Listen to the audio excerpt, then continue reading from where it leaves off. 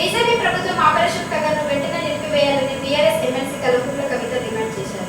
BJP ప్రభుత్వం operation కగర్ను వెంటనే నిలిపివేయాలని BRS MLC Kalvakuntla Kavitha demand చేశారు. మంచిర్యాల జిల్లా సింగరేణి క్షేత్రమైన శ్రీరాంపూర్ ఏరియాలో జాగృతి సంఘం నాయకుడు కందుల ప్రశాంత్ను కాంగ్రెస్ ప్రభుత్వం అక్రమ కేసులు పెట్టి విధించడంతో ఆయనను ఇంటి వద్ద కలిసి పరామర్శించారు. అనంతరం తన కార్యాలయ సిబ్బంది ప్రవీణ్ కళ్యాణ వేడుకల్లో పాల్గొని వారి కుటుంబ సభ్యులు బంధుమిత్రులతో కలిసి బతుకమ్మ ఆడారు. అనంతరం మంచిర్యాల జిల్లా కేంద్రంలోని గౌతమి నగర్లో ఇటీవల అనారోగ్యంతో మృతి చెందిన సీనియర్ జర్నలిస్ట్ మునీర్ కుటుంబాన్ని ఎమ్మెల్సీ కల్వకుంట్ల కవిత పరామర్శించి కుటుంబ సభ్యులను ఓదార్చారు. అక్కడే ఏర్పాటు చేసిన ప్రెస్ మీట్ లో పాల్గొన్న ఎమ్మెల్సీ కవిత ఘాటు వ్యాఖ్యలు చేశారు. సీనియర్ జర్నలిస్ట్ మునీర్ అనారోగ్యంతో మృతి చెందిన బాధాకరం. వారి కుటుంబ సభ్యులకు నా ప్రగాఢ సానుభూతి తెలియజేస్తున్నానని అన్నారు. నంబాల కేశవరావు మృతి చెందితే కనీసం మృతదేహాన్ని కుటుంబ సభ్యులకు పోలీసు బలగాలు ఇవ్వకపోవడం దారుణమని తెలిపారు. తెలంగాణ కాంగ్రెస్ లో కుల రాజకీయాలు నడుస్తున్నాయని మండిపడ్డారు. ముఖ్యమంత్రి రేవంత్ రెడ్డి నిమ్న వర్గాల నేతలను తక్కువగా చూస్తున్నారని విమర్శించారు. యాదగిరిగుట్టలో CM Revanth Reddy deputy CM భట్టిని అవమానించినట్లే సరస్వతి పుష్కరాలకు ఆహ్వానించకుండా ఎంపీ వంశీకృష్ణని కాంగ్రెస్ ప్రభుత్వం అవమానించిందని అన్నారు. దళితులంటే కాంగ్రెస్ కు గౌరవం లేదని కవిత మండిపడ్డారు. మంచిర్యాల జిల్లాలో కవిత పర్యటనలో బీఆర్ఎస్ తెలంగాణ బొగ్గుగని కార్మిక సంఘం నాయకులు ఎక్కడ కూడా పాల్గొనకపోవడం చర్చనీయాంశంగా మారింది. ఈ కార్యక్రమంలో జాగృతి నాయకులు పాల్గొన్నారు. జై తెలంగాణ. అందరికీ నమస్కారం. చాలా సీనియర్ జర్నలిస్ట్ గారు మునీర్ గారు మరి ఒక 6 నెలలు దాదాపుగా క్యాన్సర్ తోని బాధపడి వారు నిన్న మొన్ననే మరి లేకుండా అద్భుతమైనటువంటి నాలెడ్జ్తోని వాక్చాతుర్యంతోని ఆయన ఎంతోమందిని ప్రభావితం చేయడం జరిగింది. మరి మునీర్ గారి కుటుంబ సభ్యులకు నేను ప్రగాఢంగా నా యొక్క సంతాపాన్ని సానుభూతిని తెలియజేస్తూ ఉన్నాను. వారికి 3 బిడ్డలు ఉన్నారు, ఒక కొడుకున్నాడు. వారందరితోనూ కూడా నేను మాట్లాడడం జరిగింది. వారందరూ కూడా ఒకటే కోరారు, మా నాన్నగారు చేసినటువంటి కాంట్రిబ్యూషన్ని తెలంగాణ పట్ల వారు చూపించినటువంటి ప్రేమని ప్రపంచానికి మీరు తెలియజేయండి అని చెప్పి వారు అడగడం జరిగింది.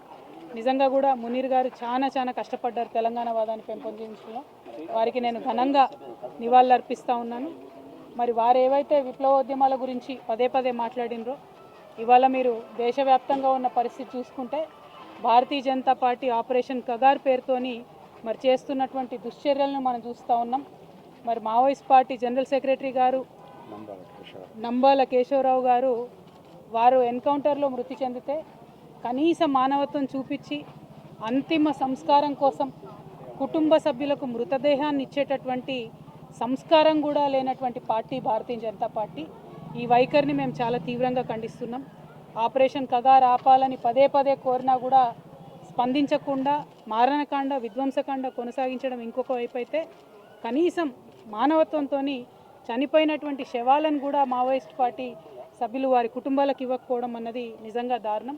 ఇది కుటుంబాలన్నీ కూడా బాధపడేటటువంటి సందర్భం. ఈ వైఖరిని మేము తీవ్రంగా ఖండిస్తున్నాం. అట్లానే మరి మంచిర్యాల జిల్లాలో నిన్నగాక మనం చూసినాం, సరస్వతి నది పుష్కరాలు కాళేశ్వరం దగ్గర జరిగినాయి. ఇదే మంచిర్యాలకు ఎంపీగా ఉన్నటువంటి వంశీ గారు కాంగ్రెస్ పార్టీ యొక్క దళిత వ్యతిరేక వైఖరిని ఎండగడుతూ మరి వారు చెప్పడం జరిగింది, మమ్మల్ని ఇన్వైట్ చేయలేదు సరస్వతి పుష్కరాలకు. నేను బాధపడ్డా. ధనం కన్నా పదవి కన్నా కులం గొప్పది ఈ సమాజంలో, నాకు చాలా అవమానం జరిగిందని వారు చెప్పడం జరిగింది.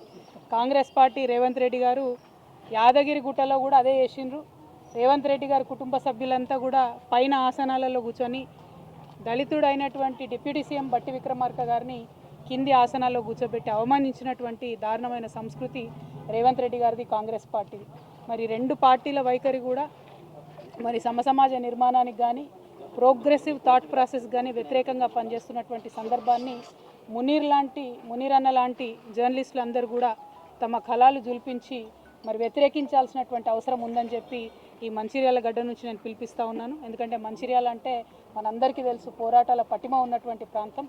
మరి ఇక్కడ ఉండేటటువంటి వారందరం కూడా నిర్ద్వంద్వంగా ఖండించాల్సినటువంటి 2 చర్యలను కూడా ఈ సందర్భంగా గుర్తు చేసుకుంటూ మరి మునీర్ అన్న ఆత్మకు శాంతి కలగాలని మనస్ఫూర్తిగా కోరుకుంటూ వారి కుటుంబ సభ్యులకి మరొకసారి ప్రగాఢంగా నా యొక్క సానుభూతిని నేను తెలియజేస్తున్నాను. Thank you. జై తెలంగాణ.